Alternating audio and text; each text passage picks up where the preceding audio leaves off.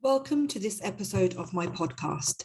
My name is Kalsoom, and I specialize in training medical professionals how to get the score they need in IELTS or OET so that they can get their dream job, take their career to the next level, and start living their best life with their families by providing them with bigger and better opportunities.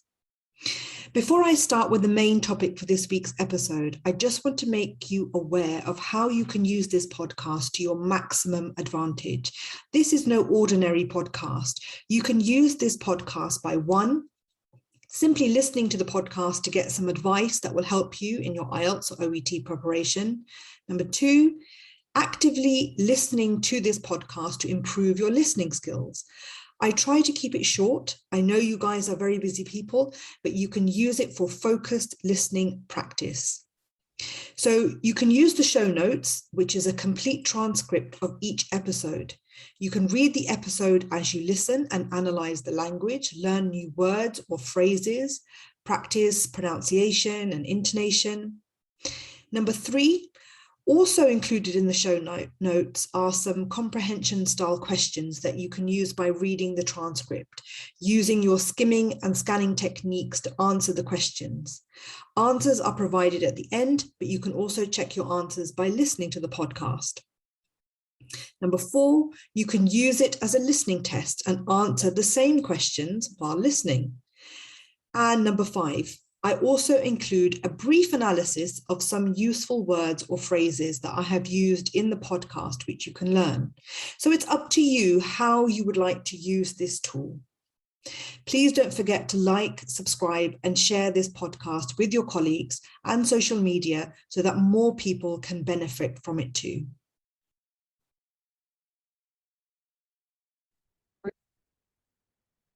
Hi, and welcome to this episode. I hope you're doing well, and I hope your preparation is going well as well. A few reminders before we get started. In the show notes, you will find links to my free OET Facebook study group and to my free IELTS Facebook study group. You'll also find links to my free OET success training. This is a series of 5 videos, which takes you through all the aspects of OET, the problems students face and how to overcome them, how you should be practicing, how to find more time to practice, and so much more. So this training alone has helped so many doctors and nurses get the score they need in OET, so don't miss out.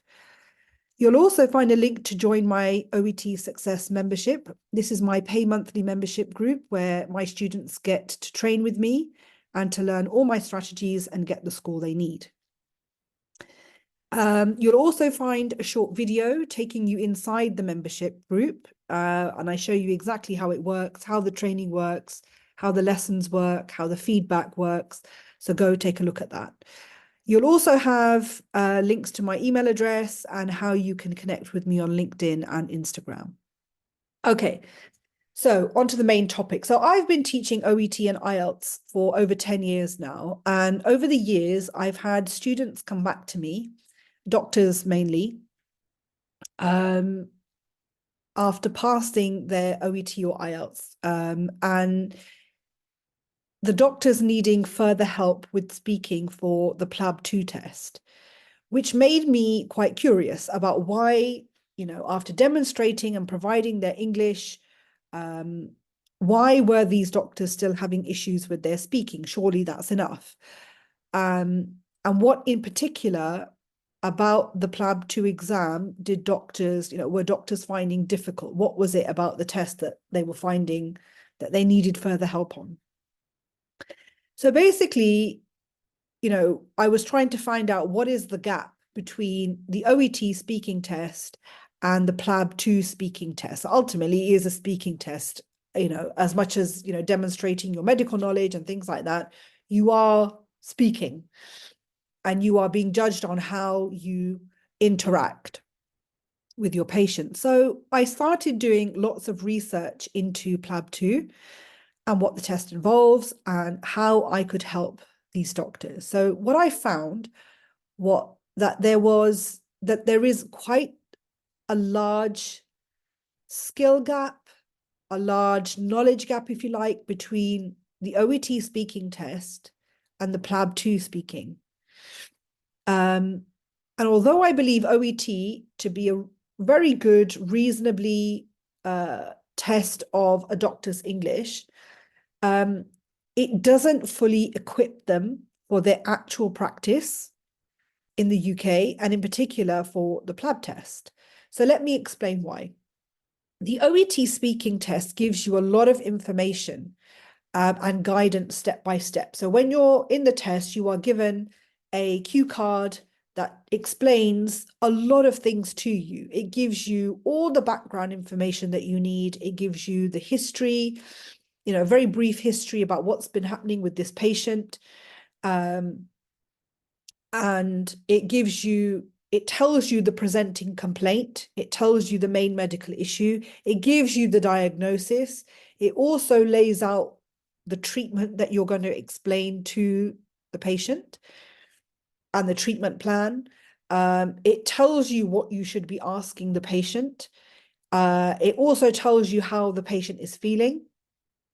And it tells you, how you should react, reassure the patient that XYZ and so on. So it tells you how you should explain something as well, including the examples. So it gives you a lot of guidance and information on how to structure the consultation and what you should include in the consultation. So it gives you practically everything that you need to do that consultations. All you need to do is follow the notes. And obviously, you're given time to prepare before the speaking, and you use that time to think of how to say it and, how you're going to signpost and how you're going to check for understanding and things like that. So, all of that is there. But apart from that, it's all in front of you. And, and it's only 5 minutes. You're given time to prepare. So it's relatively straightforward. But fast forward to PLAB 2, the PLAB 2 consultations, of which there are, it's not just one, you have all the stations that you need to go to are quite different. Obviously, these are very varied scenarios. You've got to face all these different scenarios. Some are face-to-face, some are video, some are telephone. Some are, you have to do a consultation with a mannequin and, you have to perform procedures. So it's very, very varied health issues and situations which require a different line of questioning and structure. The information you're given before stepping into the consultation is, however, minimal. You are given very, very little information about your patient. So you, the doctor, are required to collect all the information from the patient first. So remember, in OET, all that information is already given to you. And effectively, you have to try and collect all that information effectively and comprehensively, and then you are expected to manage the situation and so on.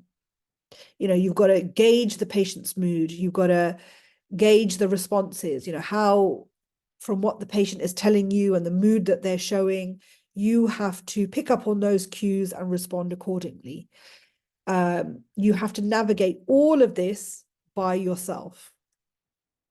Now, doctors will know how to do this in their native language, no problem. You've got lots of experience of doing it, but you now need to do it in English, with competent English, and knowing the requirements of GMC, knowing all the procedures, how the NHS works, the regulations, etc., and all the procedures and the structure, all of that's a completely different story. And doctors were struggling with how to structure the consultation logically, what questions to ask, how to respond to the patient cues. They were not able to gather all the information properly in the first half of the consultation. They were coming to a diagnosis too quickly, ignoring a lot of information that the patient had told them, or simply not asking the right questions in the first place. So the result is that doctors then resort to memorizing set scripts, which have been written for PLAB 2, for all the different health issues that can come up. And this is another huge problem.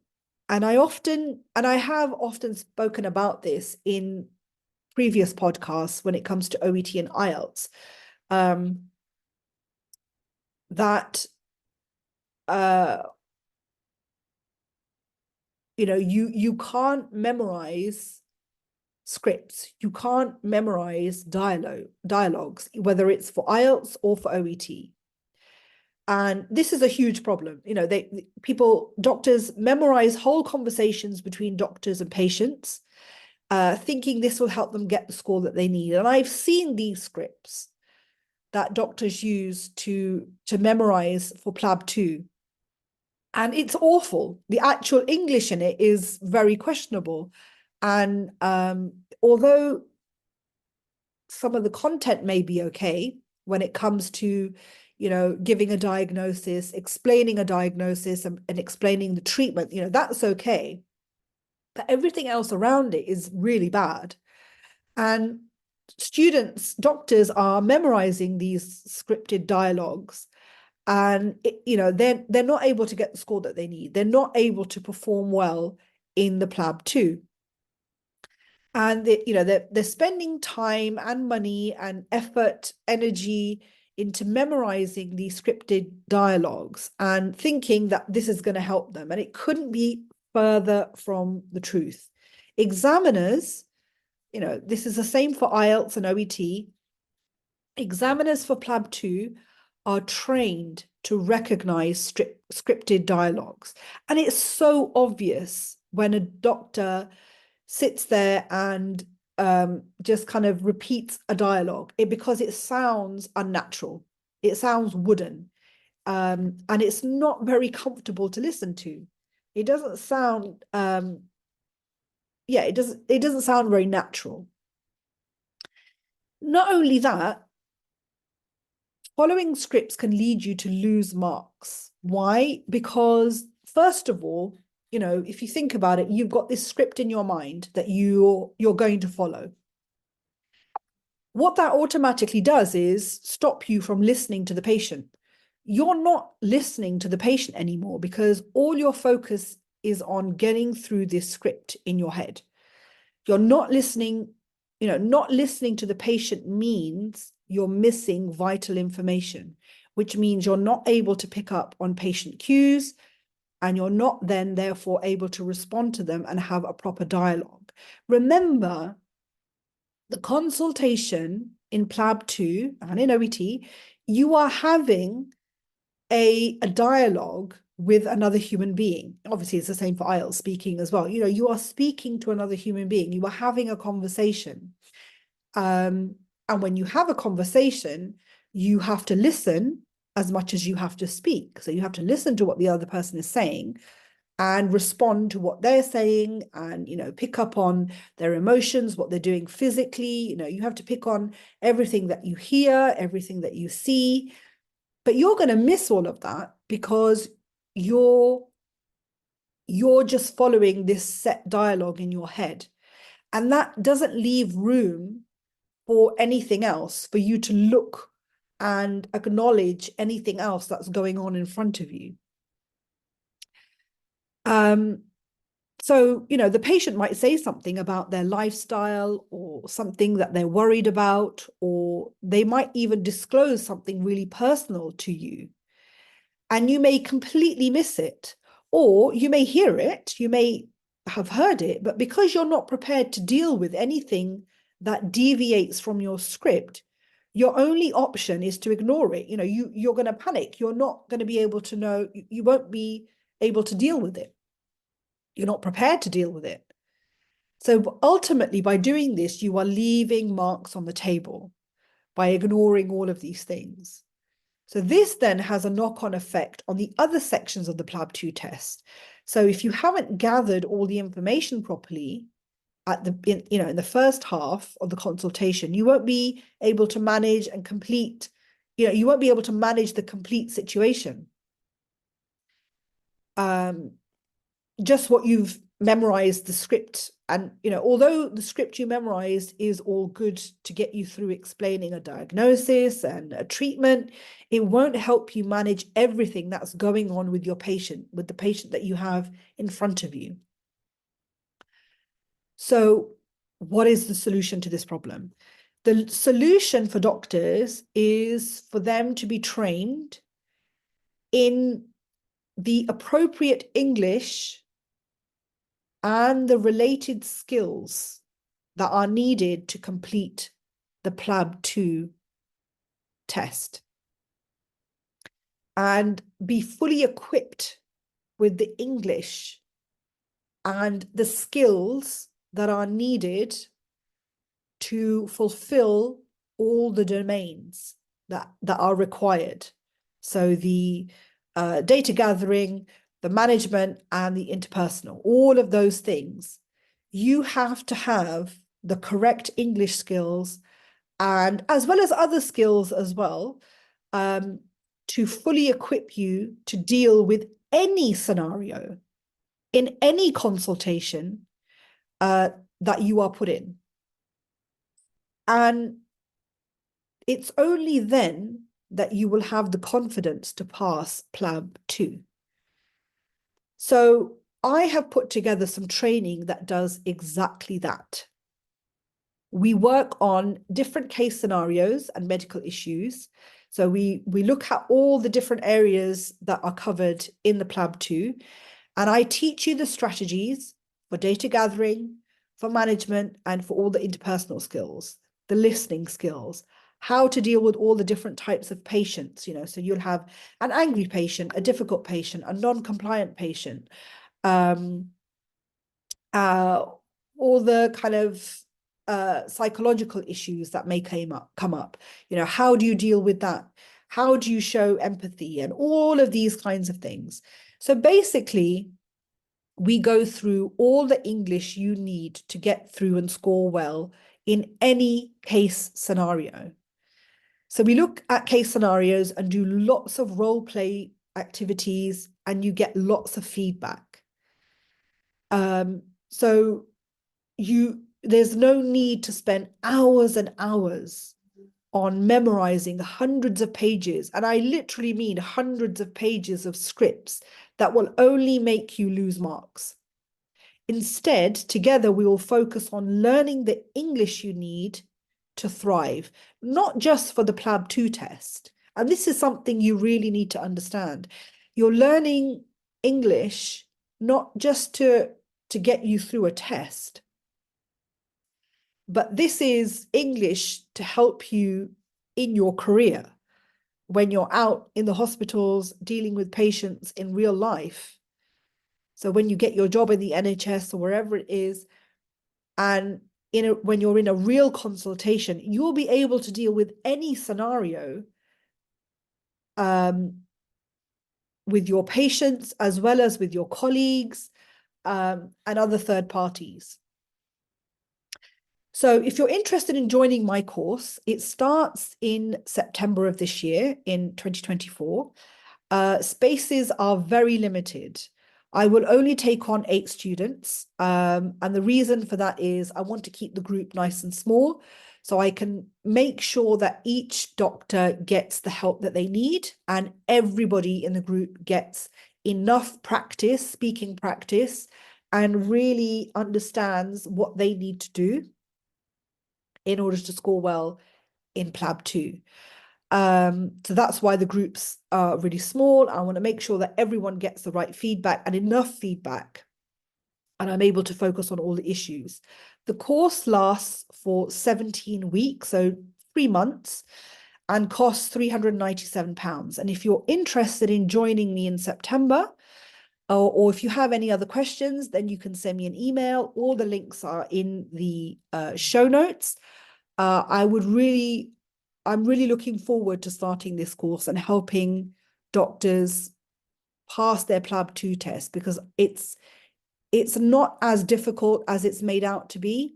And I think doctors are using, the wrong method to get to where they need to be. So I'm really looking forward to doing this training and showing you just how easy it is. So if you're interested, get in touch with me and I can give you some more details. In the meantime, carry on working hard and I'll see you in the next episode. I really hope you have found this episode useful. Please let me know if you have. I would love to get your feedback, and if there is something you would like me to do an episode on for IELTS or for OET, please just let me know. The details on how you can contact me are in the show notes of this episode. And remember, nothing changes if nothing changes. If you are not willing to change or implement advice and you keep doing the same thing, you will keep getting the same results again and again. Real progress, real improvement comes when you push yourself outside of your comfort zone. Please don't forget to like, subscribe, and share this podcast with your colleagues and on your social media so that more people can benefit too. Take care and keep working hard.